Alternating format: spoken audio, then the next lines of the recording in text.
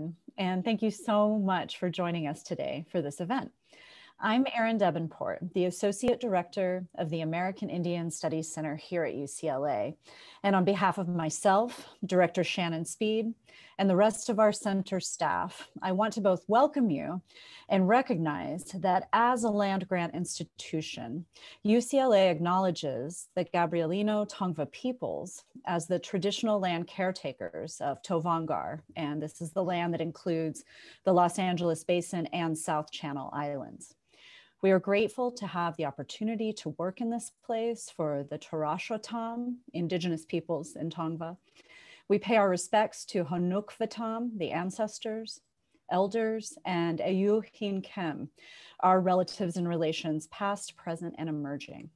I know that many of us here today come from other unceded lands, so I invite you also to consider the original caretakers of the lands where you are from or where you now live.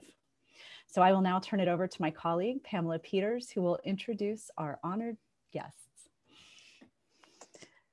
Good afternoon, everyone. As Erin mentioned, I am Pamela Peters. I am the Operations and Event Coordinator here at the UCLA American Indian Studies Center. As a Diné woman living here on Tovangar, also known as Los Angeles, I too would like to pay my respects to the Tongva elders, the ancestors, and all the relatives, relations, past, present, and emerging. I feel it's important to acknowledge our tribal relatives' homeland, and I understand I'm a visitor as my homeland is a Navajo Nation. So I wanted to just thank you all for joining us this afternoon. As we conclude Pride Month, the UCLA American Indian Studies Center is very excited to share this panel discussion of the term Two-Spirit from the perspective of Indigenous LGBTQ community. With great enthusiasm, I would like to introduce my dear friend, Elton Naswood, an alumnus of our center and an advocate of the American Indian community. So for the first portion of the afternoon, Elton will give a presentation about the meaning of Two-Spirit. Thereafter, he will be joined by Caleb Dunlap and Jessica Shutiva. Did I say that right? Okay. As they talk about the term from the perspective of their tribal communities. Finally, we will open up, depending on time, we will open it up for discussion that questions can be asked from the audience. If you can address those in the chat box, and I will be sharing those questions with our participants and they will answer them. If you could please include your name and your question in the chat box, that will go directly to me. So yes, before we get started, I do want to give a brief introduction of our presenter, Elton Naswood. So Elton Naswood is from the Near to the Water People clan, born for the Edgewater people clan. His maternal grandfather clan is of the Mexican people. His paternal grandfather's clan is of the Tangle people.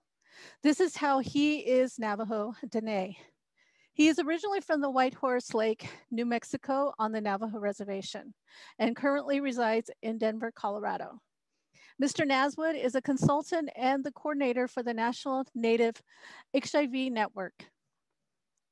He was formerly a senior program analyst in the Capacity Building Division at the Office of the Minority Health Resource Center. He previously was a capacity building assistant specialist at the National Native American AIDS Prevention Center and was formerly the founder of the program coordinator for the Red Circle Project, AIDS Project Los Angeles. He is currently a member of the SWIWC's Two-Spirit LGBTQ Advisor Council, member of the Community Advisor Panel for NMAC and the U.S. representative leader for the National Indigenous Work Group on HIV/AIDS. Mr. Naswood received his Bachelor's of Art degree in Sociology and American Indian Studies from Arizona State University and attended the graduate degree program here at UCLA in American Indian Studies in Los Angeles. Please help me welcome the amazing Elton Naswood. Thank you, Pamela, for that lovely introduction. It's often weird when people read your bio, so I'm glad you were able to get through that, and I appreciate that. I'm going to go ahead and formally introduce myself in my language. Yat Aisha Elton Naswood and Shia Tohan Inchlan Tabahan Bashishin Nakaidana Edisha Tetnazani Edishanala Dia Yao Diné Inchlan. As I mentioned, or as Pamela mentioned, I just introduced myself formally with my clanships. And for a lot of you who know, or a lot of you who are Native, clanships are kind of like our connections. You know, they're kind of like American last names, I often say.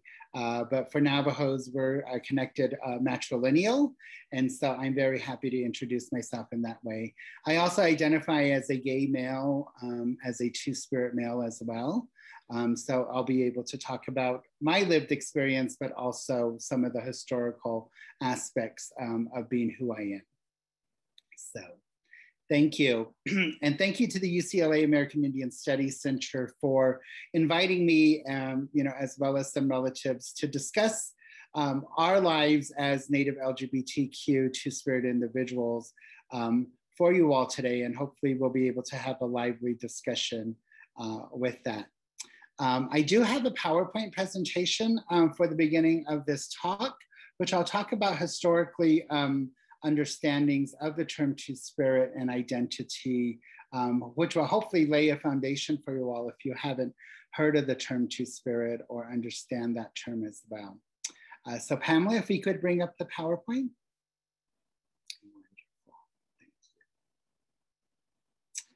So as mentioned, this talk is called A Two-Spirit History and Perspectives of Identity. We're very fortunate enough today to have our panelists as well as myself presenting. Next slide.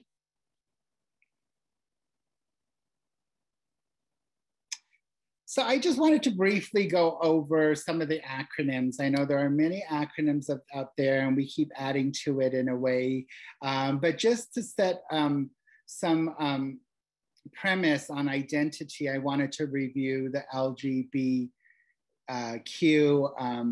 and T identities as well, the definition.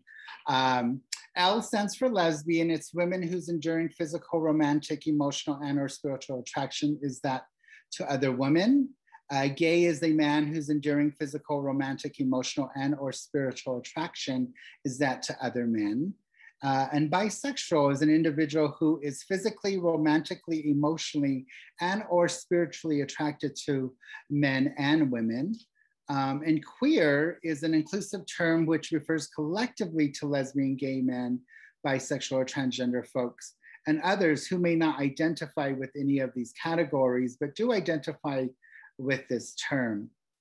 While once it was derogatory or hurtful and an oppressive term, this term has recently evolved to be a reclaiming of identity and power and pride, primarily you know, amongst our younger youth who identify with the Q.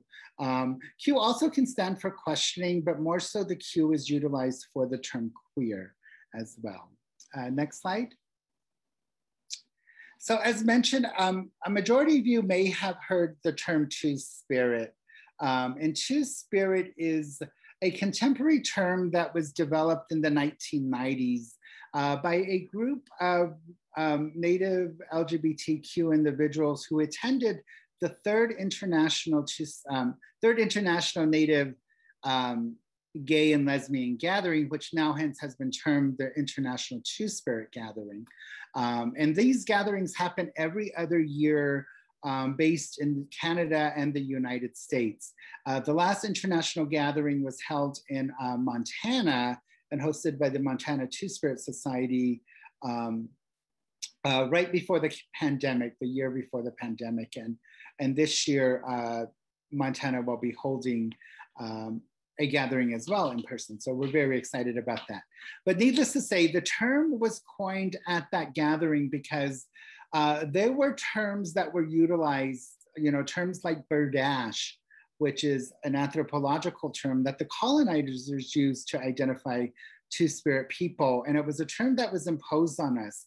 And the term berdache has a negative connotation to it. It's actually a French term that's meaning to be a male whore or a kept boy. And it was a term that was used to describe individuals who would be Two-Spirit, individuals we would call Two-Spirit. So at this gathering, this term Two-Spirit came about and it was adopted. And it's actually a term that comes from the Anishinaabe language in terms of meaning, in terms of meaning that has to do with oneself having a male spirit and a female spirit, and the fluidity in which that spirit immenses in the person themselves. And it also has a very distinct cultural connotation, which I'll discuss in a little bit as well. The term has different meanings in different communities. And I often like to say that the term is a self-identifying term, because not all Native LGBTQ individuals claim that term or identify with that term, for a number of reasons as well. And I'll mention that to you. Next slide, please. Two-Spirit is not the opposite, but it's not a term that can be used by non-Native LGBTQ people. And what I mean by that is that this is a term that describes us. It was a term that was adopted for us and should be a term that is not appropriated. Oftentimes when I do have a presentation or meet others who are non-Native, but rather LGBTQ, they often say, oh, I'm Two-Spirit too. And I kind of give them this look like, okay, but hence have to go and explain to them that that's a form of appropriation, and that because they are not Native, that they cannot use that term in that way. And the reason being that, of the cultural significance and understanding that we have as Native people that empowers that term of being Two-Spirit. So as a non-Native person, you would not have that lived experience, that cultural understandings that we as Native Two-Spirit people do have. So I often like to tell my non-Native relatives, don't use the term that is not for you. That is our term that we are able to identify ourselves with. And a lot of my friends tell me, Elton, you say that very nicely, but I give people the benefit of the doubt most times. And Two-Spirit also is not necessarily a term used or adopted by all tribes, as I mentioned before. That is also a self-identifying term. The reason I say that is because in most Native tribes, if you translate the term Two-Spirit in your own cultural language and your own cultural views, it can mean totally something different because that's an English term, right? Or Two-Spirit. So for instance, as a Navajo gay male, or as a Navajo individual, if we were to accept the term Two-Spirit, we translate it into Navajo thought process in the Navajo language, it would have a totally different meaning. It would actually mean to have a good spirit and an evil spirit. And that's a term that people do not want to identify with because of that connotation, spiritual connotation per se. So most of my Navajo friends and relatives who identify as LGBTQ do not use the term Two-Spirit as well, which is fine, for the instance of that. And there are a number of tribes that have that same perspective, but it is a term that should be utilized as a reclamation of identity, of celebration. So if somebody does identify in that way, we need to be able to honor it as well. Next slide. So Two-Spirit is used in many rural and urban Native communities to describe the reclaiming of their traditional identity and roles. And as I mentioned, being Native and being LGBTQ and utilizing the term Two-Spirit, there are some responsibilities that come with that term, cultural responsibilities. And a lot of times individuals who want to claim the identity of being Two-Spirit may not be ready for those responsibilities, which may include ceremonial responsibilities, family responsibilities, roles that we play in our community. A lot of the times I have individuals that call me auntie, and I have to think about that because I identify as Two-Spirit, and I have to realize, want to take on that responsibility to play that figure for someone who, you know, may view me as someone as, you know, as an auntie per se, you know, and sometimes people aren't ready for that, you know. So Two-Spirit really does have that cultural connection, you know, of the roles and responsibilities that you're giving within your community. So it's really important that you're at a place to be able to accept that and to be able to step into that role as well, or maybe even be taught and mentored into that role as well, because that's how we used to live prior to colonization, right? It was more about what we did for our community than who we slept around with, you know, per se. And I oftentimes use this term, which, you know, makes a lot of sense, is that in Native communities, it was more about what you did outside your TP than what you did inside your TP. So if you can get that connotation, you kind of understand what our roles and responsibilities were. It was about the community. It was about the family, right? It was about our tribal connections. So next slide. Historically, American Indians and Alaska Natives had alternative gender roles and responsibilities. These are some examples that I'll explain that were told to me. You know, for instance, amongst the Lakota, they view the Winkte as sacred people whose androgynous nature was an inborn trait or may have been a result of a vision. And for some tribes, the Two-Spirit people, the Native LGBTQ individuals, have a place in our society, have a place in our ceremony. And so it was told to me amongst the Lakota that, you know, there's a naming ceremony where a newborn is given a name, their cultural name for the tribe. And it was the Winktes that were sought out to be able to give the name to this newborn and was a part of this ceremony. And a friend of mine who mentioned this to me was asked to do that, you know, and these responsibilities are still carried on in practice today, you know, which for me as a Native gay male Two-Spirit individual, it really kind of sanctifies our roles, that we are still a part of ceremony, that we are still called upon in that way, because that's how it was, right? And then also just the notion of understanding of Two-Spirit, our history. As Native people, we're very, you know, we come from an oral tradition, so nothing was really written per se down of who we were, but, you know, there are stories, you know, there are discussions, even with my own family, you know, they would talk about an uncle who was Nugle, you know, which is a term that we use in Navajo. And he was sought after to be a part of these many ceremonies because he played many different roles. But as a part of that, our oral tradition also includes our creation stories. And for Navajos, we believe in our creation story of how we exist today. And as a part of the creation story, the Navajo creation story, I was told by my older aunt, who kind of plays my grandmother figure these days, about a story about the Nugle and the separations of sexes. And it's told, and it's a long abridged story. I mean, it's a long story, but I'm going to give you the abridged version, which basically is during the second world, or one of the worlds that we evolved from, there was a dispute. There was a conflict between men and women. And the men told the women, we don't need to live with you. We can live on our own. So they crossed the river and lived there. It's said to, you know, they lived there for about 4 years per se. And, you know, the women also said that as well. But as time went on, they realized that they couldn't live in harmony together, that there needed to be a balance. So it was the less dominant, more effeminate male, the Nugle, who became the negotiator and told the men that they need to live with the women, and actually went across the river and negotiated with the women, telling them they needed to live with men so that we could have procreation for our people, and that there was a meaning behind that. So that role of negotiator came out from that story per se. And it's interesting because now, as someone who is an adult figure in my family, I kind of feel like I have that role of negotiator as well.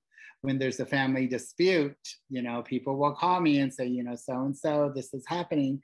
And I oftentimes have to go in and, you know, provide some type of resolution or advice.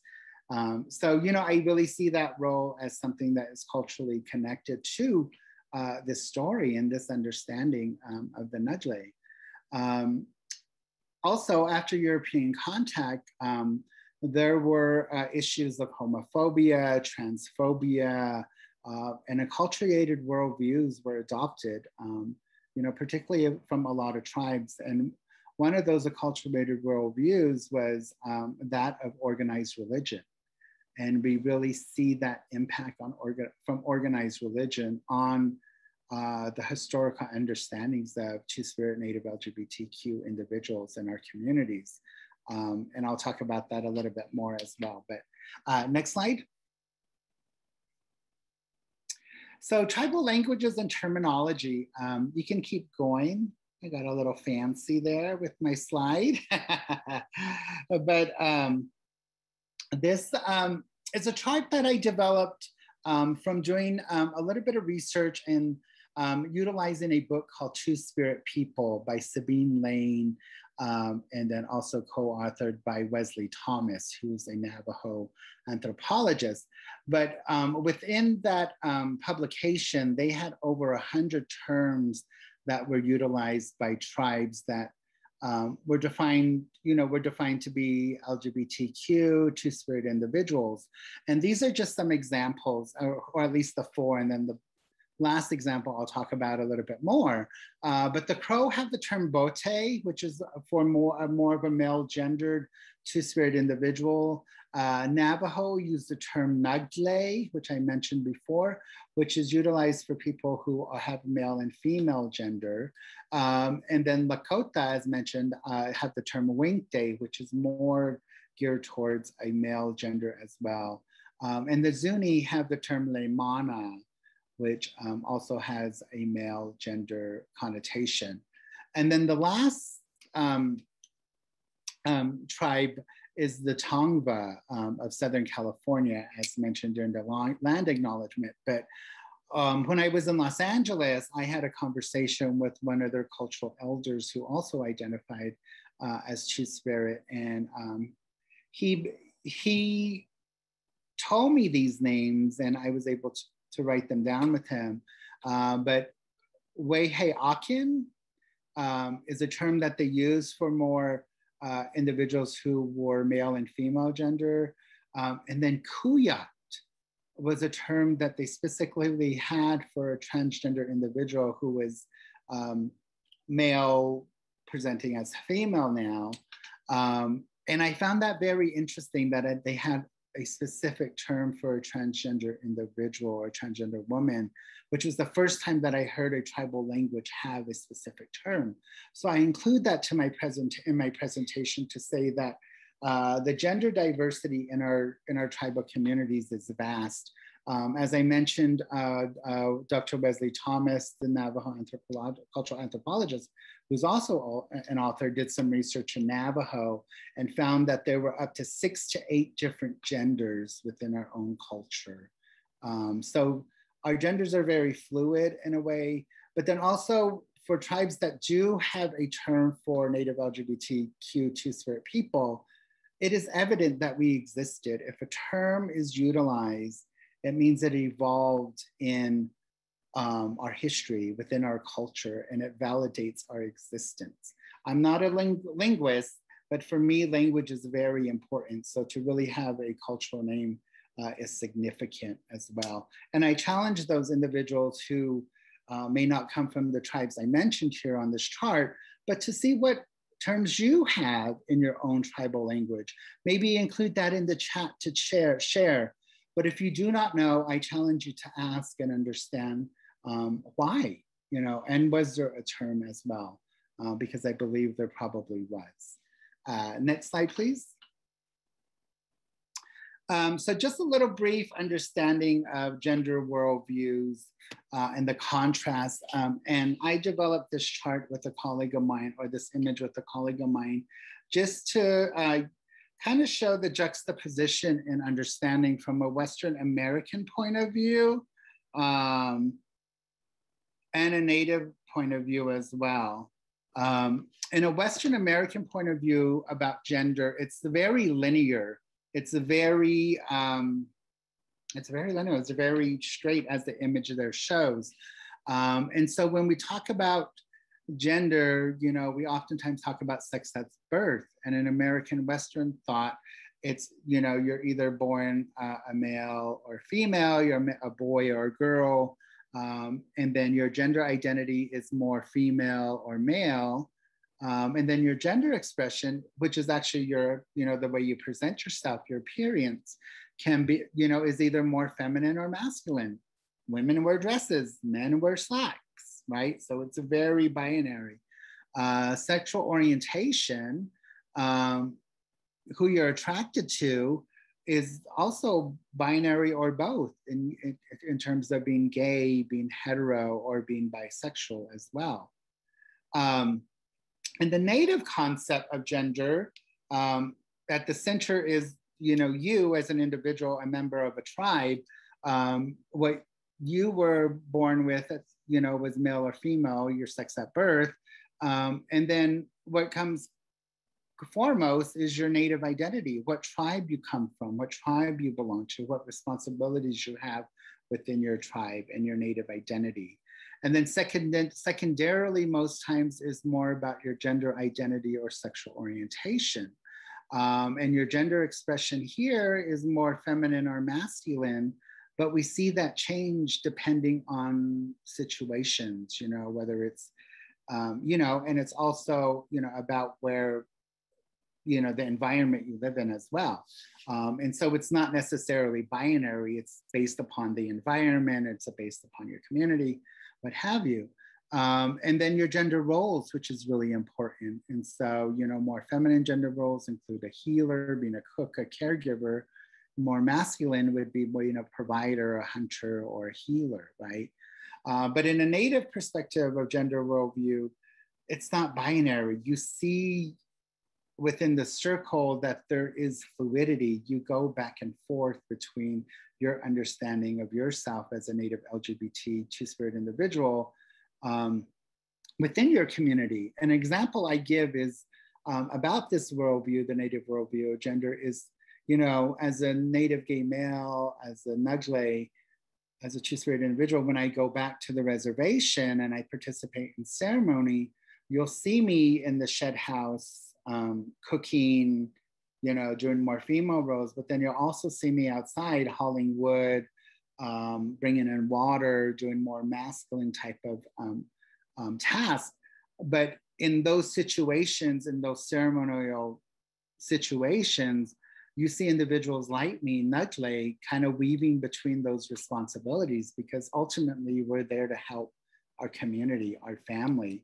And it's interesting when you go to tribal communities and you go to ceremonies, at least from where I'm from, there are a lot of Nughle individuals that you see helping out, primarily with the cooking, which is interesting. So you'll see that as well. But, you know, in those situations, in those settings, those ceremonial settings, there's nothing really said wrong, you know, or bad to individuals, because that was the place for us, right? So point being is that in the Native community, the understanding of gender is more fluid. It's more contextual. It's more communal, whereas in Western thought process, it's very binary. It's very this and that. You know, it's very male, female, I should say, I'm sorry. But I'm seeing in Natives, they're making ribbon pants now. So, you know, we're being fluid. It's not only ribbon skirts. I'm joking. Next slide, please. And then I just wanted to share briefly these individuals historically who were very prominent individuals within our community and played a significant role within their own tribal communities as Native LGBTQ individuals or two-spirit individuals. And the first is Wewa, who comes from the Zuni Pueblo. And Wewa would be someone we would term contemporarily as a transgender person. Wewa presented in wore female regalia and presented her gender expression was more feminine. And as you can see in the picture, she is wearing a mata, which is typically worn by Pueblo women. But it was said Weiwa was a cultural ambassador. Weiwa was a caretaker. When children would get orphaned for whatever reason, she would care for them. But she also held a type of leadership position within the Pueblo, which is also a part of the responsibility that she had. And it was said that she went to Washington, D.C. and dined with the First Lady when she met President Cleveland. And while she was in D.C., it wasn't known that she was a transgender person. And for some of you who know the Pueblos, they're very close-knit. They don't discuss a lot about their cultures to outsiders and even to non-natives. And so to have a person like Weiwa as a part of the community and revered so highly, it says a lot about who she was as well. The middle picture is Oshtish. Oshtish was Crow. She would be someone we would identify as a lesbian. Oshtish's name was finds them and kills them because they were a very skilled horse person, or they worked with horses very well, but also competed in battle as well, and presented very masculine as well. And the last person on the right is Hostin Claw, who is Diné Navajo. Hostin Claw was a celebrated weaver and traditional healer.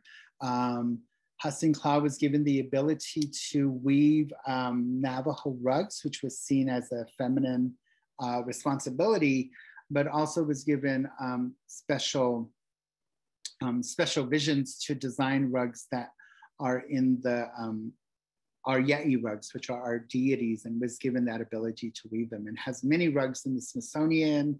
The Wainwright Museum was very celebrated, but was also considered very wealthy because they had a lot of livestock as well. And it was said about Hostin Claw that he had really good friends with some of the non-native traders that would come to the reservation. So Hostin Claw played a very important role in keeping company to some of those traders that visited or lived on Navajo.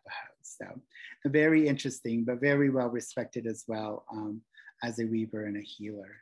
Next slide, please, Pamela. So that was okay. So we are at the panel discussion section of this webinar. And so the first part of the webinar that I presented was just kind of to set a basis and contextualize the understanding of Two-Spirit identity, Native LGBTQ identity. At this time, we're going to have a discussion to talk more specifically about our own identity as a Native person, but also as a lesbian, gay, bisexual, transgender, or queer individual, or Two-Spirit individual as well. And we have two panelists that will be joining me this afternoon. And our first is Caleb Dunlap, and I'm going to introduce him fairly briefly. Caleb is Anishinaabe from northern Minnesota and is a member of the Fond du Lac Band of Lake Superior Ojibwe. He is a 2009 graduate of UCLA in American Indian Studies. And Caleb's career spans from public health to homeless relief, and now as a technical recruiter for Amazon's consumer organization. In all of his work, he remains passionate and committed to access, community, diversity, and the creation of innovative programs and solutions. While at Amazon, he has been instrumental in founding and leading Indigenous at Amazon, Amazon's employee global resource group for Native and Indigenous employees, to ensure that more Native and Indigenous employees find a home within Amazon. Caleb also is a proud member of the Sacred Water Canoe family and the Northwest Two-Spirit Society. So I'm very happy Caleb is able to join us today as well as one of the panelists. And then we also have Jessica Carol Shutiva. Born and raised in New Mexico, is an enrolled tribal member of the Navajo Diné Nation. She is also part of the Acoma Pueblo, both of New Mexico, and also part Chamorro of the Southern Pacific Mariana Islands and a part of the LGBTQIA+ community as a Two-Spirit Native and Indigenous woman of color. Jessica is also involved in various volunteer platforms through the American Red Cross Disaster Action Team and Billy Graham's Rapid Response Action Team, and further involved as an advocate for various motocross sponsors and organizations, lending her voice and image to their involvement with promoting and encouraging education of Native American and Indigenous civil rights, LGBTQIA+, and Two-Spirited human rights, the Missing and Murdered Indigenous Women, Girls, and Two-Spirited organization, and a respected spokeswoman and role model for and among all ages. So thank you for being here as well, Jessica. Very honored to meet you.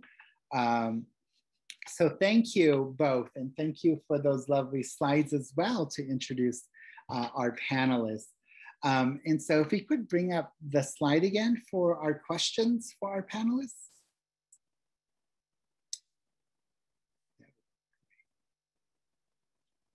And thank you, everyone. I see chats going on and all the well wishes. So very excited to see relatives joining us today as well as the UCLA family.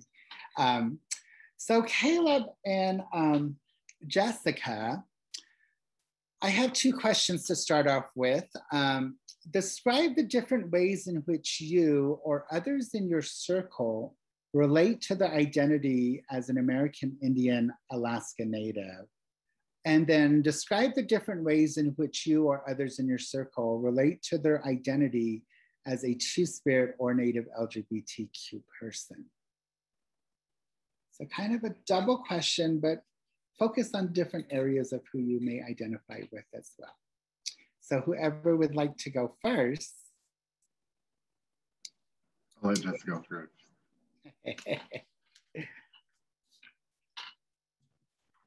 All right. So for the first one, in ways that I would just, oh, Caleb, are you going? I think you're on, Jessica, go ahead. Okay.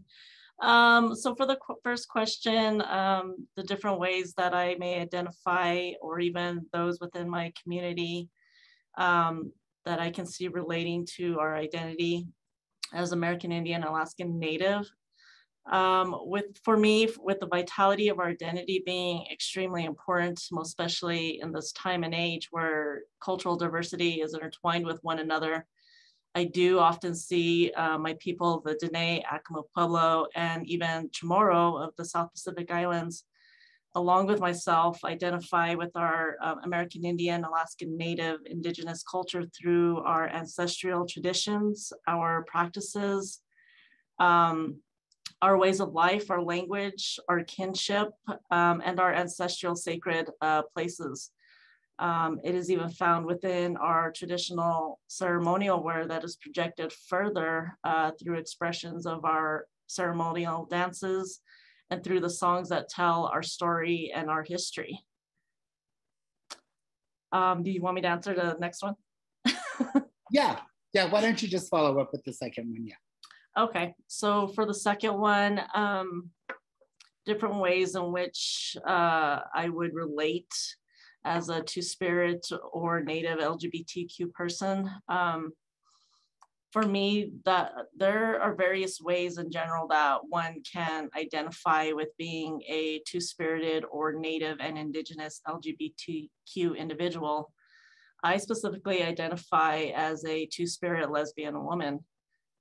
For me, that means that I not only can see the world around me from two different perspectives, or that I have a feminine and masculine spirit, but that I also can take on both a female and male role within my community and within society itself. Oftentimes I've been viewed as a healer, a hunter, because I love hunting, and even take part in our traditional arts such as weaving or helping with our ceremonial wear, making dresses and things of that nature. This is also reflected outside of my tribal and Indigenous affiliations and within society. For example, my professional career within the motocross industry has me in a male-dominated athletic sport, but I also do professional work with, as it was mentioned in my bio, with lending my image and voice to industries such as makeup or fashion. So it plays both sides. And I am a bit of a grease monkey, I admit. Like my father, I'm a mechanic. I love working on autos and motorcycles, but I love to do like personal makeovers. So I always often say I have the best of all worlds. Great, great, Jessica. Thank you for sharing that. You know, isn't it amazing when we live our lives the way we do, in a positive way per se, we get that understanding that we have the best of both worlds of being two-spirit, right? We can have those energies, those activities, those techniques that are special to us. So I like the way you said that. That's beautiful. Thank you. Caleb, would you like to go ahead and discuss the different ways in which you or others in your circle relate to the identity as an American Indian? And then also, how can you relate your identity as a two-spirit LGBTQ person as well? Absolutely. So I'd like to first just introduce myself and how we do back home so that people who are my relations here understand. So, Buju Bamadazig, Bangi Etego Ninita Ojibwe, Nin Nagachuanang in Dunjba, Nin Migizi Menawa Wawajeshi in Dudem, Nin Badwe Widon in Dunjba, Miigwech Bizendawyag, you. So I am Caleb. Badwe Widon is my name to my people, meaning he or she that comes speaking or telling. I come from Ojibwe or Anishinaabe from northern Minnesota, and that's where I am from. And so that kind of leads into really who I am and how I relate to as American Indian. You know, we're in this like age of like, it's 2021, and I feel as myself as someone who continues to understand my identity as a Native person, it's always continuously learning.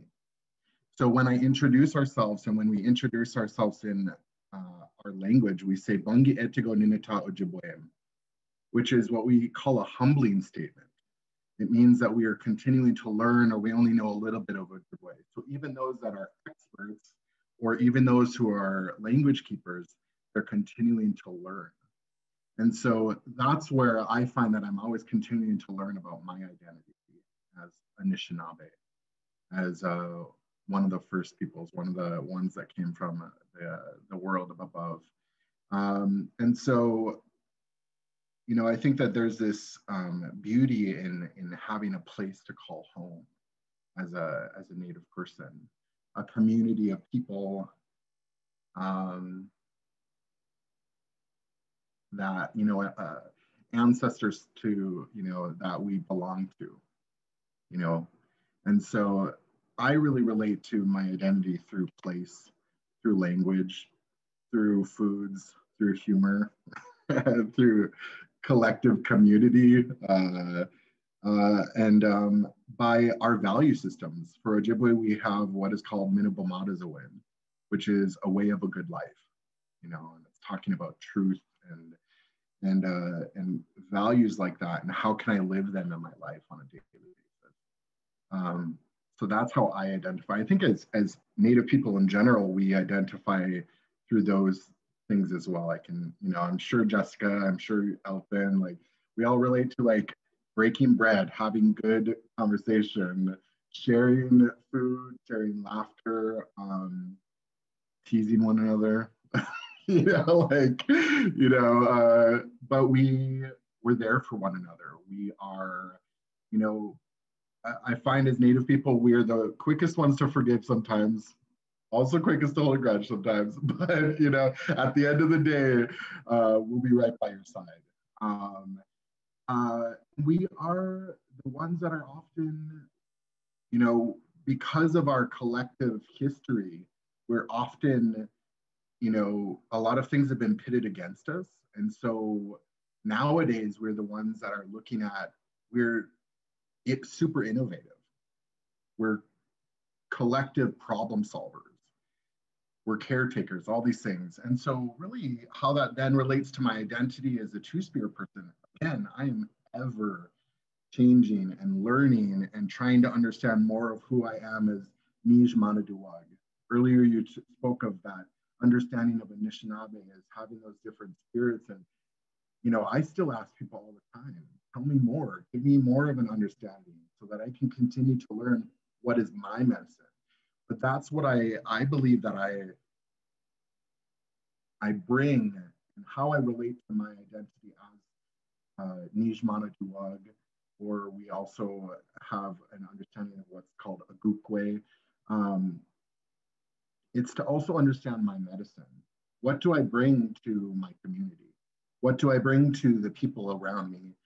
And I think that is very much what other people who are Native and identify as Two-Spirit or LGBTQ, is that often there's this exploration and this kind of finding of the medicine that they were, you know, kind of brought into this physical world with, and how are they going to be giving it back. That's not always as utopic as it might seem though, because, you know, there's a lot of history in there.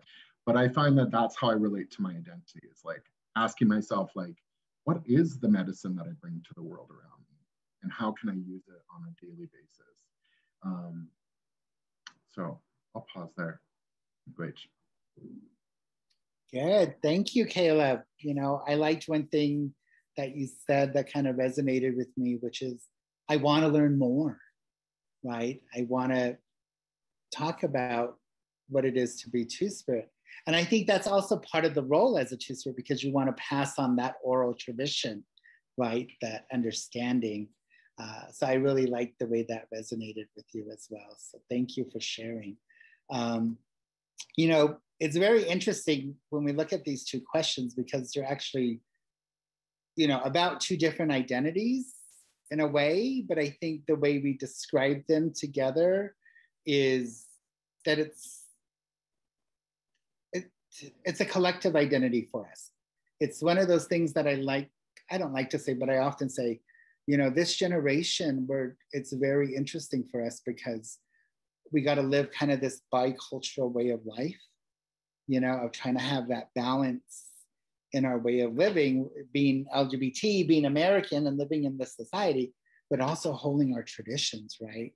And understanding what it means to be Two-Spirit, right? And on a daily basis, having to navigate through that, right?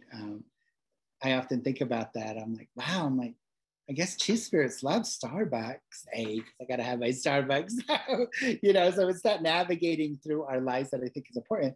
But one thing I also like the way you both talked about, and even with your bio, and I think that's true with a lot of Native people, is that our identity comes first. You know, who we are, that is who we are. Then after that is where the Two-Spirit, the sexual orientation, the gender kind of comes, but it all kind of forms this identity that we hold sacred for ourselves, right? You know, so thank you for sharing that. So continuing on, and if anybody on the webinar has any questions from what we are talking about or discussing, or need further clarification, please type it in the chat box or to Pamela, and we'll get to those at the end of the session if there's time as well. So moving on, I'm going to ask you to, what are some words that come to mind to describe understanding and or learning about Two-Spirit identity? What are some of those cognitive understandings that come to you when you think about that identity? Caleb, you want to go first because you're on screen? And then we'll go to Jessica. Yeah. Had an interesting, I guess I would clarify. So when it comes to this question, because I just want to say fabulous, first and foremost. So like, you know, when I think of people that are Two-Spirit and that identify, I think of people that are fabulous, you know, and so if that's the direction we're going to take, I hope so, because, you know, I think it's, you know, it's, as Native people, we talk about, you know, or we're, as a collective, we're often looked at as resilient. Of the Native people, though, I think that we're looking at, when we look at Two-Spirit people within that, it's even more the ones that are resilient. And so, you know, the words that, you know, I often have are just the things like fierce and, you know, just, you know,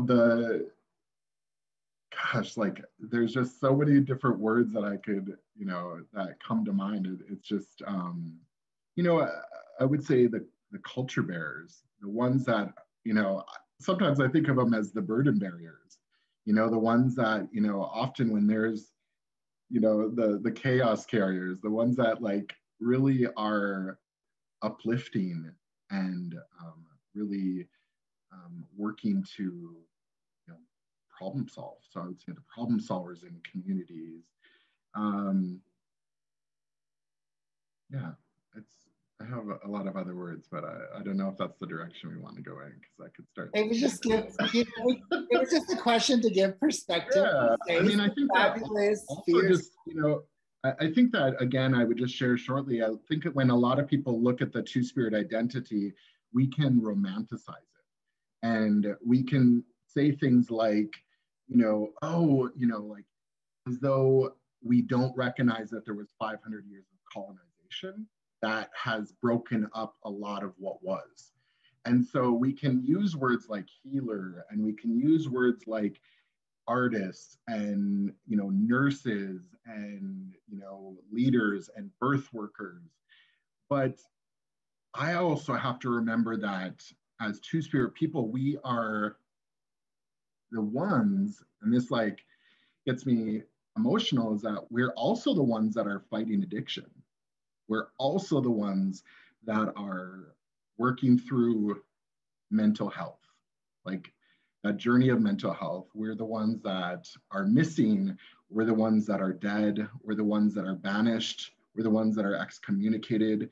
We're the ones that are often forgotten. We're the ones that are homeless, etc. And so while I say words like fierce and fabulous and amazing and essential, there's that side that is why we are those things, because we are also fighting the things that are not so fabulous. So I'll pause there. Thank you, Caleb. What an amazing perspective to, you know, because, you know, a lot of your words that you said were very positive in a way, but the way you explained it, it took a lot to get to that positive, right? Because we can be such a vulnerable population to the addiction, to the mental health, to the suicide, right? Yeah, you know, so there are all these instances that make us to be where we want to be, which is that fierce and fabulous, right? So thank you. Thank you for contextualizing it. Jessica, same question. What are some words that come to mind to describe understanding and or learning about Two-Spirit identity? I think Caleb, for one thing, made that beautiful. I love it, so I'm going to add on to that. And he's right. We are the ones that seem to have it a little bit more harder than the most, but we are also the ones that have the ability to bring everybody together because we have two different perspectives. So I think that's a beautiful thing where, you know, we may see someone else who is going through a difficult or hard time, and we are the ones that they tend to come to because we have that more understanding and compassion about us because we have, you know, two different spirits. For me, some of the words that have come to mind, and there was actually one that I just learned from my Acoma Pueblo side, and I don't know if I'm going to be saying this right, but I've learned that there was once a myth that says that there was an entire tribe of two-spirited people known as Storoka. And that, really surprised me because I did not know. And as Caleb said, we are in a position where we're all learning. I'm still learning. I just learned that maybe like a couple of weeks ago. And so I was really surprised to learn about that because you don't hear much about the Acoma Pueblo and two-spirited people. So I was really surprised by learning that there was an actual, to believe a tribe in itself of two-spirited people. Other terms that come to my mind is just, and as we mentioned before, being fluid in spirit, transformed. Those two terms can speak for themselves in referring to someone who's two-spirited. It's something that I think is, not just a beautiful thing, but it's an ever-changing, and it's almost like it's a chameleon or like a butterfly, because we have that ability to see from two different perspectives, and have different roles within the community, much less our own tribal affiliations. And I've also heard the Diné word Nadala or Delba that have come to my mind, and just the transformation is what sticks out to me the most when I think about understanding and learning about two-spirit identity, because there's a lot to learn with it in itself. So good. Thank you, Jessica, and thank you for sharing that. We are still learning. I mean, even the presentation that I did, that took a couple of years just to get to where it was, and understanding and hearing stories, and contextualizing that in a presentation, and talking from many different perspectives other than just Navajo, right? And even just being Navajo, there's a lot more that I should be able to understand, or given myself that ability. I just kind of wanted to expound about your story about the group of two-spirit people, the tribe or the clan that we had. That's evidence that we existed before. That compels our notion of who we were in the tribe. And there are a number of different stories like that. When you were mentioning that, I thought of my Native Hawaiian brothers and sisters who have the Mahu, who had the Mahu who came from Tahiti and saved the people. Again, another Indigenous people, but have the same similar story, right? And I was told by a medicine person that it's the Nagle that's going to come back and have a prominent role in our community to save us when chaos begins, right? And it's really interesting to see that kind of happening now in our world, right? With global warming and social justice, racial, and we're kind of seeing two-spirit people kind of come up to the forefront. During the pandemic, I was very proud to see our two-spirit people out there organizing. Caleb, you were doing that. Different people, Sister Naviho in Arizona was doing that. People in their own tribes were stepping up, but that's just what we do, right? So it's very interesting in that way. So thank you for sharing, and there are a number of different LGBTQ cultural perspectives throughout the world. I mentioned Native Hawaiians with Mahu. Our Tahitian brothers and sisters also have a whole culture. Our brothers and sisters to the south of us, the Mukshe that they have in South America. We see these throughout our indigenous cultures that we were a part of the community as well, but just in different regions, but same stories too. So it's always amazing to meet others throughout the world.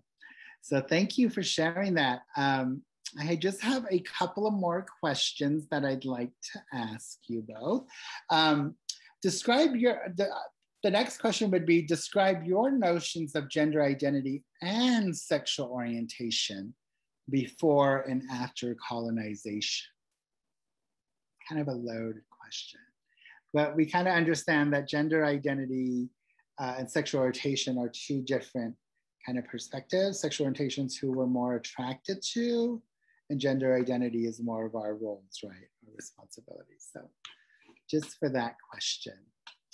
Jessica, we'll go back to you first. Okay. For me, when I was reading more about colonizational times, Native and Indigenous tribes considered, such individuals who identified themselves a different gender other than their physical gender figure they were born into, sacred or special within our tribal community. These were the folks that, even outside cultures would go to for advice and, leadership. Sexual orientation at that time, even back then, was more fluid. It was more open. Post-colonization, with the forced integration of outside Native Indigenous cultures, this put a damper on and merely an elimination of that fluidity of gender identity and sexual orientation, whereas it then became just two genders and just two sexual orientations. So there was a lot of things when it came to, colonization, when it came, all the outside influences.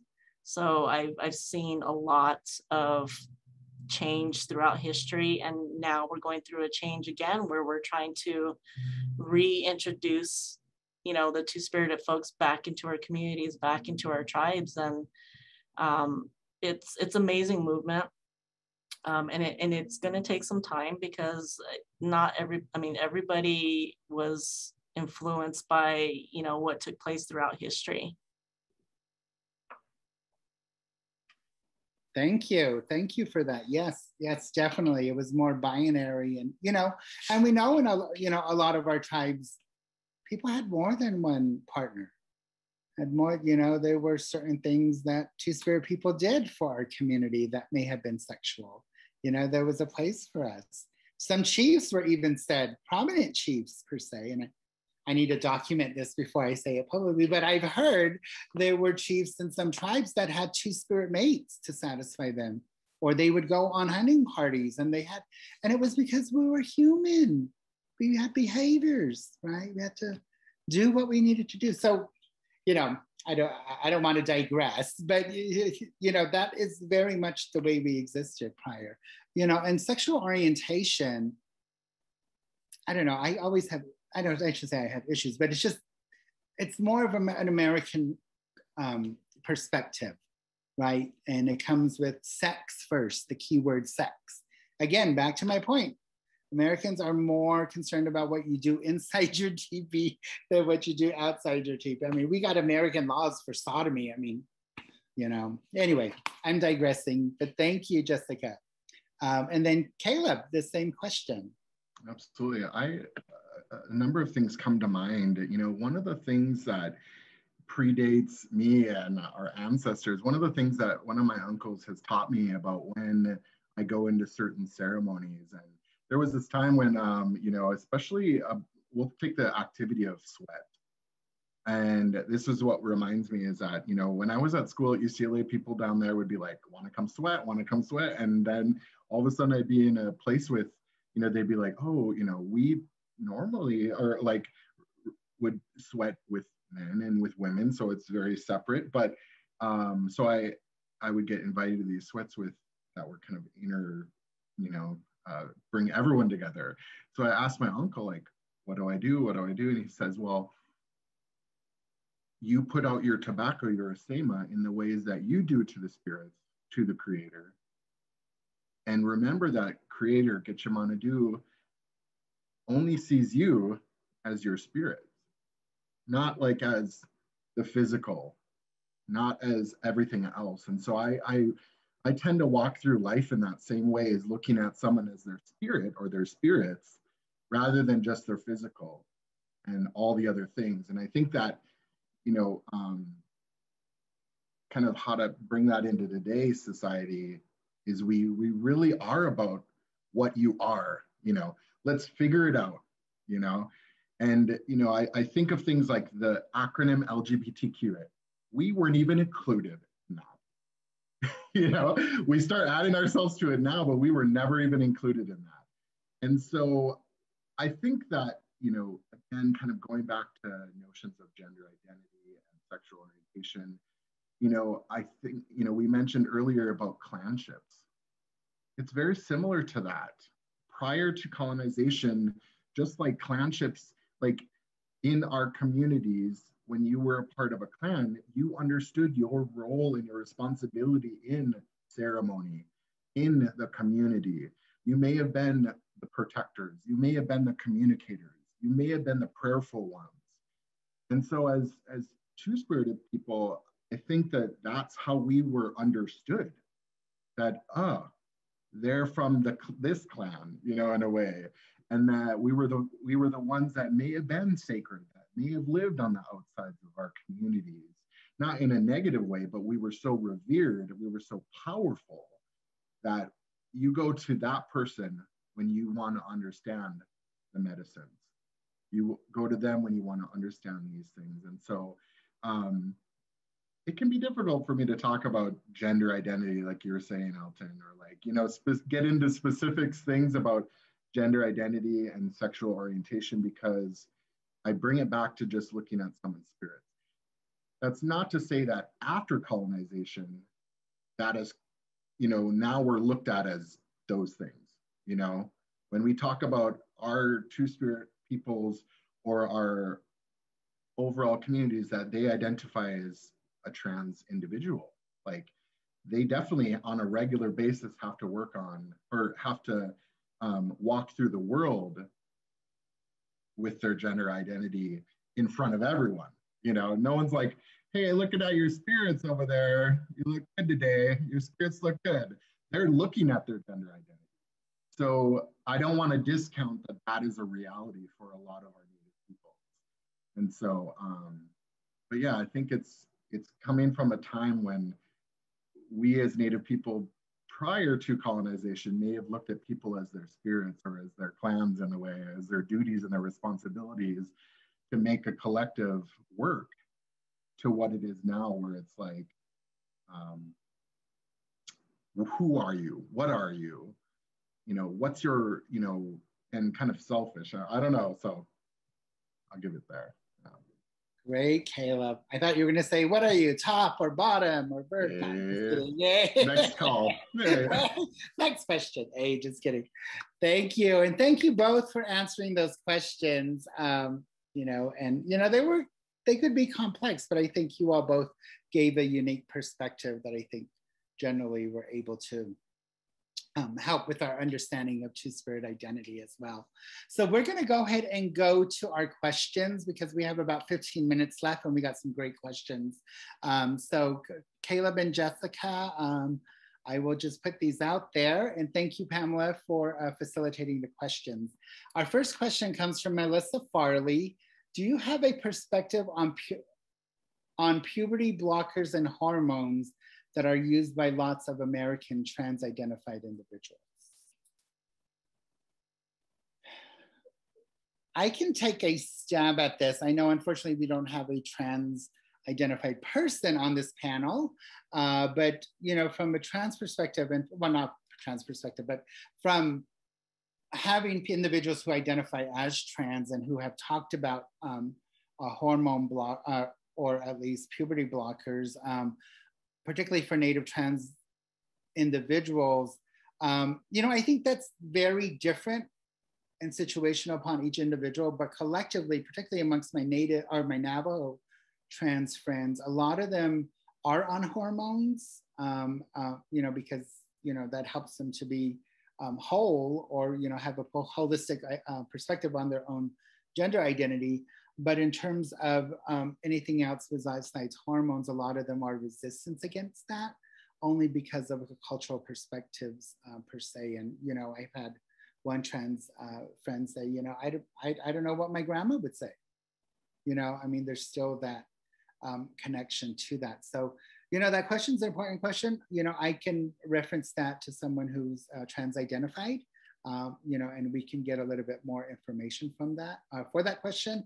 But just from my conversations with Native trans individuals, you know, that has kind of been their perspectives. But I know that Indian Health Services is doing a lot of good work in providing transgender care and also hormone therapy for our trans clients at their facilities. So, and access to hormone medication too. So there are some good things happening in our tribal communities. Next question is from Dylan. Hi, Jessica, what is the name and the spelling of the specific tribe you mentioned that you referenced in terms of, was it Staroka, I believe? It is spelled, and I'm not, you know, forgive me if I'm not saying that right, but it's spelled Storoka. And that was a myth through the Acoma Pueblo that believed that, you know, said that there was a tribe of people on the Acoma Pueblo or through Acoma Pueblo that were just all two-spirited people. Mm-hmm. And I'd like to add on to the first question as well, sure, if I can.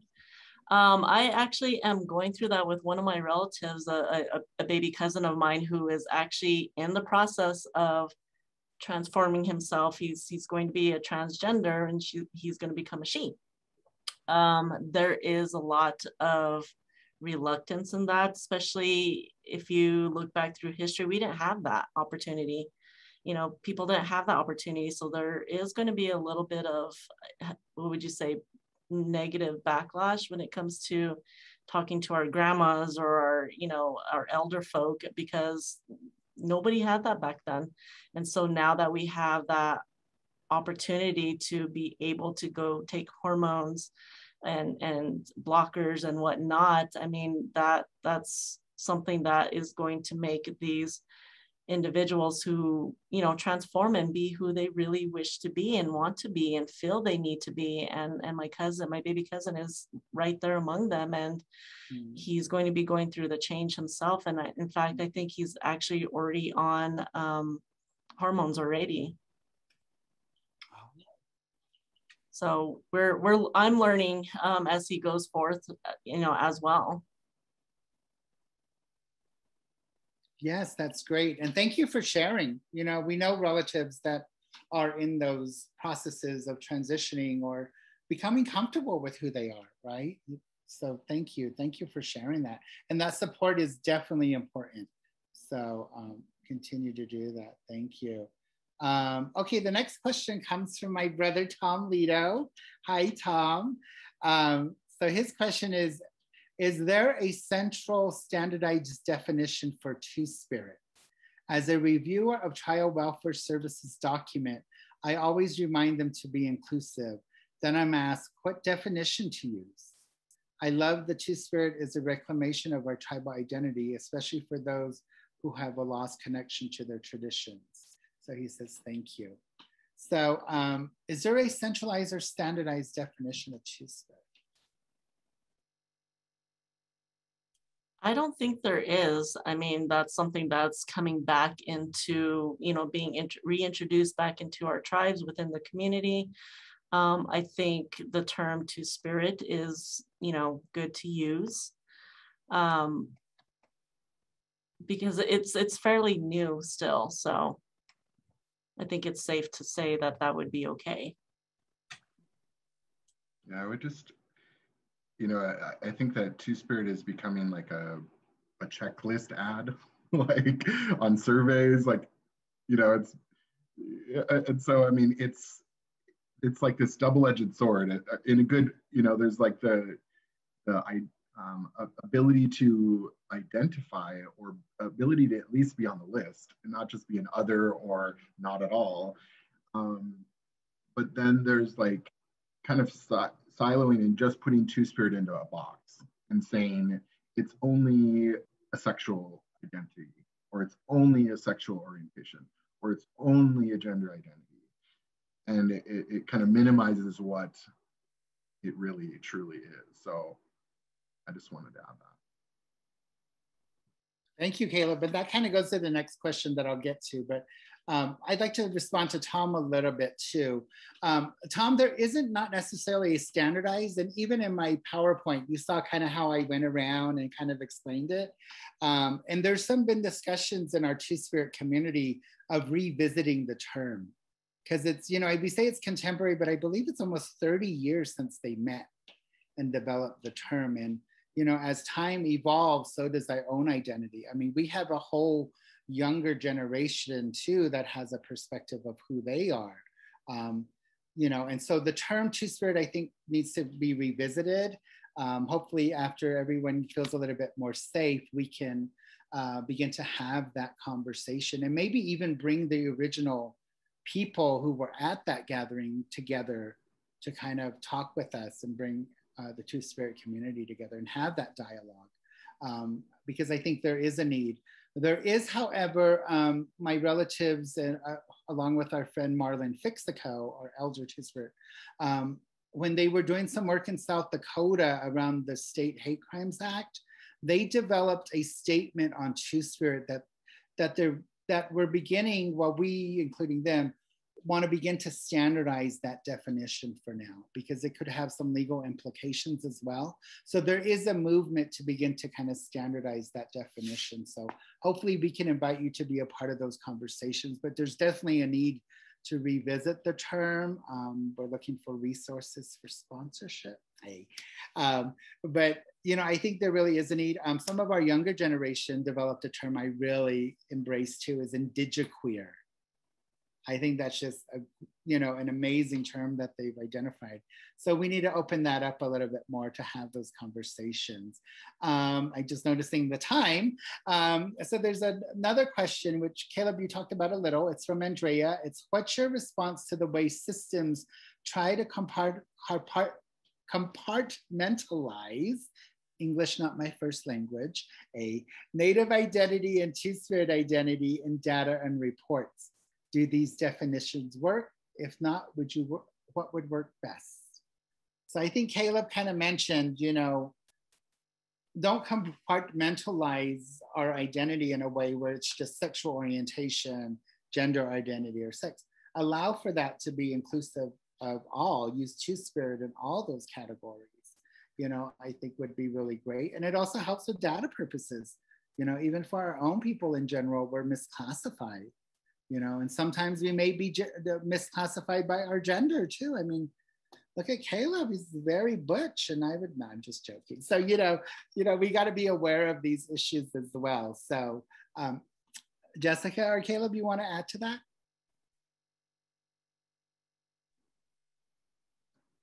I can go if you want, Jessica.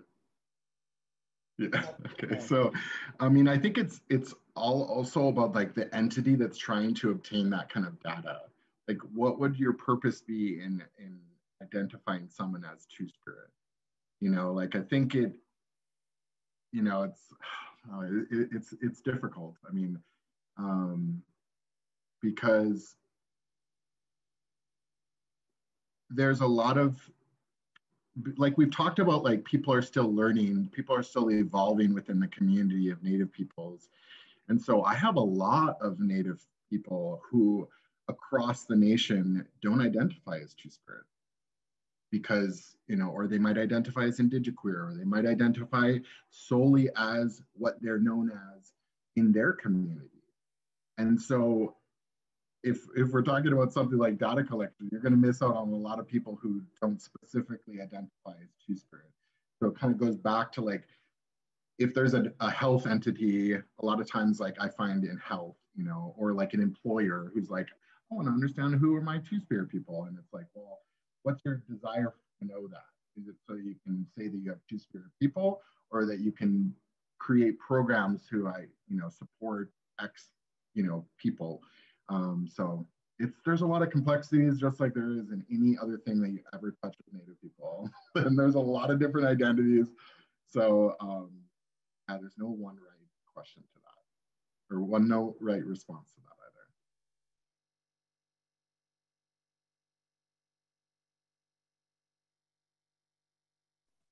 Okay, thank you. Let's go on to another question. Wow, we're getting all these questions. From Dan, as a Vietnamese American who continues to learn about many cultures, especially in American and Alaska Native community, I watch a Netflix show called Basketball or Nothing, which documented Navajo high school students from Chinle, Arizona. During many of the episodes, the parents and adults in the community talked about having opportunities for kids to go away and get educated, then come back to the reservation and give back to their community. Do you feel that this sense of responsibility, do you feel that a sense of responsibility as a two-spirit person, and do you have even more of a responsibility to give back to community than that you grew up in? If so, what or how are you living that out? Wow, great question. Jessica, let's go to you. That is a great question. That's something that I myself can clearly identify with, because with the motocross industry and even with education, I was on a team with motocross since the age of 8, and that from there, at age of 8, I was like a little working adult, and it took me places all across the state, the nation, and then when I was getting older, globally. And at that time that I was doing that, and I'm still doing motocross right now to this day, education came into play for me with my parents' encouragement and telling me, you know, I need to start thinking about my future. And this is when I was 30 years old, mind you. And so there is that as a two-spirited for me, and then also for having that, how would you say, my role within the community and even within my family to be a role model or set an example amongst my peers or my family members.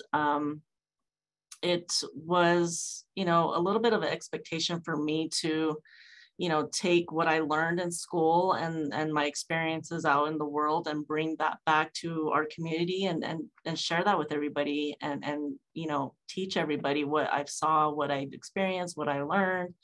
And that is one way that we can all learn from, you know, in life, is from each other. And that's something that I still do to this day, and take back what I can within, you know, back home to the younger generation, most especially, and even the adults. But I do have that expectation upon me to do that, because I've been so blessed with the platform to be able to do that. And so that's always been something that I, you know, have much passion for it, for my own people and educating them.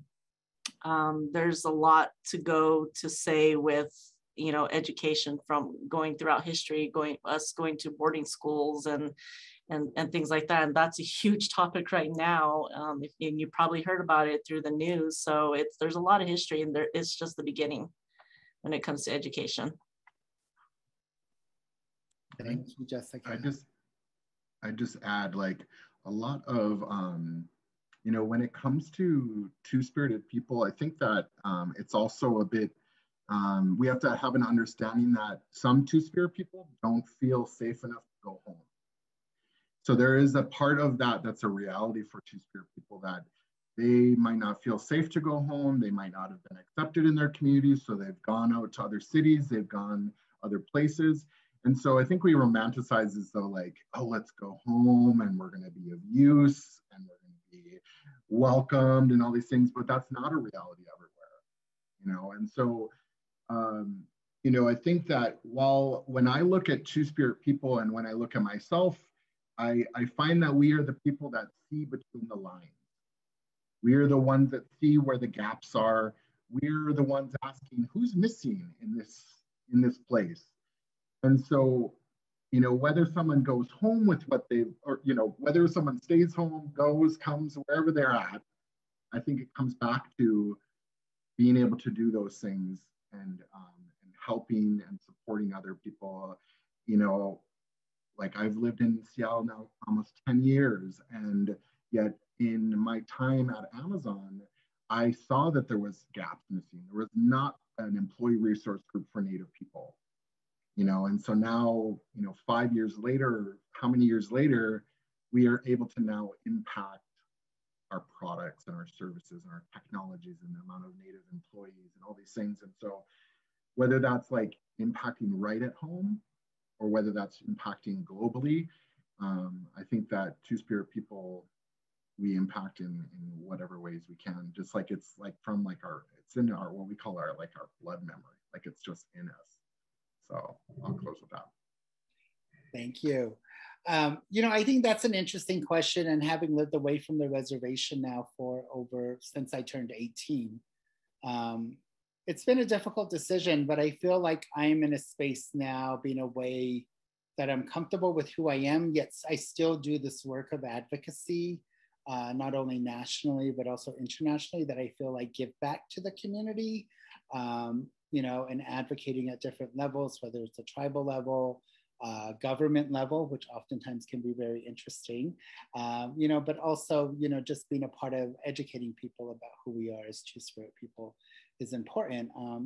I don't know if I'd find my future husband on the res, so that's why I'm living away. Not joking. So, but Caleb is right. A lot of, when I had time living in Los Angeles and running a program, I had a number of Two-Spirit people who left the reservation because they weren't accepted by their family, because of the HIV stigma, the homophobia. Our transgender relatives would be hitchhiking, between the states, so there were a number of issues of why people leave the reservation. But I think at a point in time, when we become more stable, we realize if that is going to be our place to be. But reservations or our homelands will always be our home. We'll always connect and go back to it. But living away, is okay too, as long as you hold those responsibilities true to yourself and to the identity that you hold as well.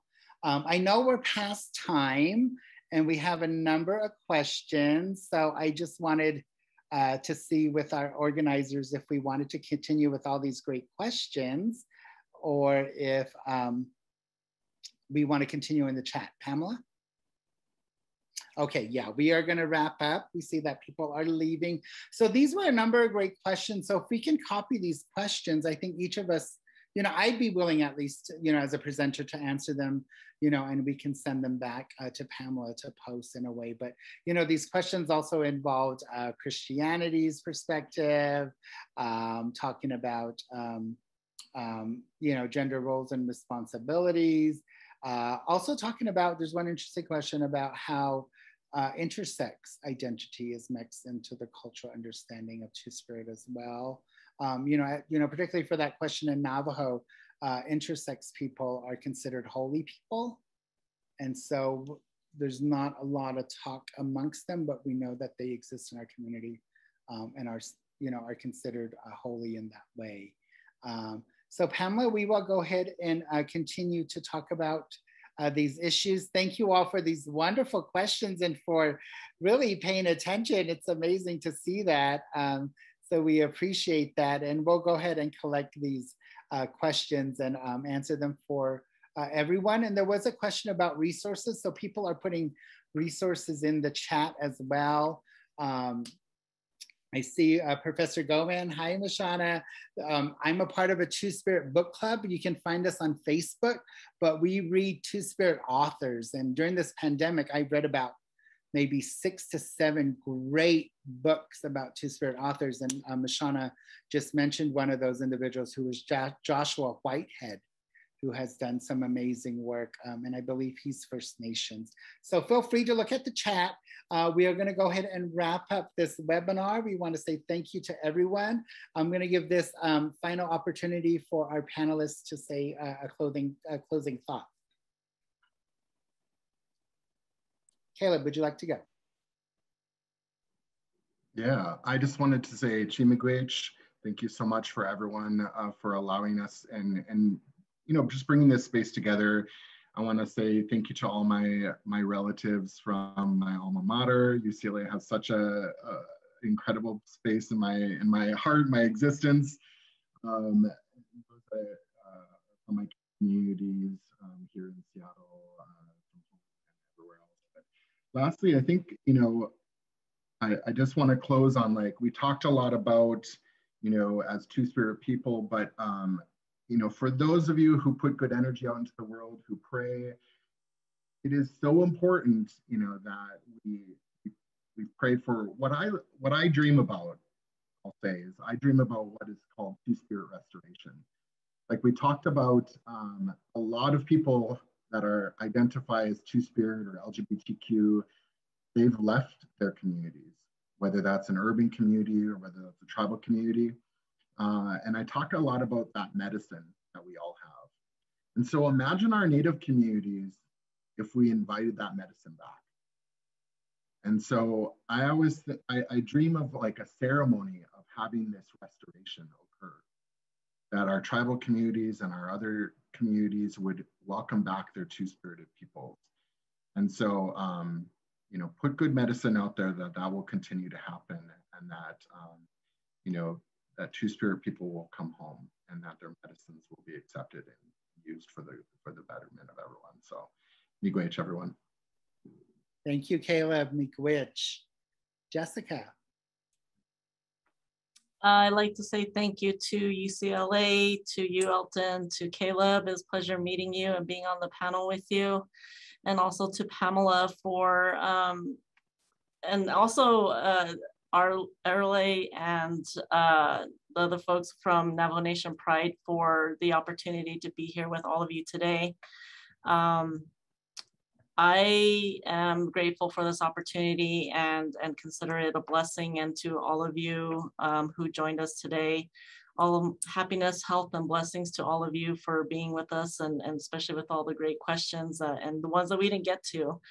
And I second that on Caleb, that, you know, I am looking forward to one day our two-spirited family and friends being able to come home, you know, just easily as any one of us could. So I'm grateful for the opportunity once again, and blessings to all of you. Yeah, thank you, Jessica. And just in closing, I want to thank everyone as well, and to UCLA and to Pamela and Aaron for recognizing our community and wanting to present this in a good way to our communities as well, and have this conversation, you know, that we don't always have together, you know, and I think this is important. And for all our attendees, I also want to challenge you to be a good relative. This is a term that I've utilized from a good friend of mine, Abigail Eckelhawk, who supports our community, and she uses that term to let our people know that being a good relative is accepting everyone, is for loving everyone. And so to be a relative in our community, to be a good relative in our community, is to also invite and be good relatives to our two-spirit Native LGBTQ community as well. Thank you for your stories, your personal perspectives, and thank you again. And Pamela, I'll give it back to you to close this webinar. Thank you, Elton, Jessica, and Caleb. I think this was a great discussion to conclude Pride Month, and I thank you guys so much for a wonderful discussion. In closing, I hope everyone enjoyed these cultural Zoom events offered by the UCLA American Indian Studies Center.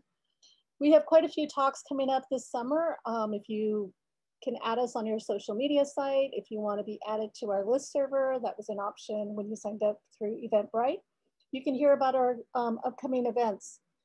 If you wish to help us continue our work, please consider donating by visiting our webpage at aisc.ucla.edu.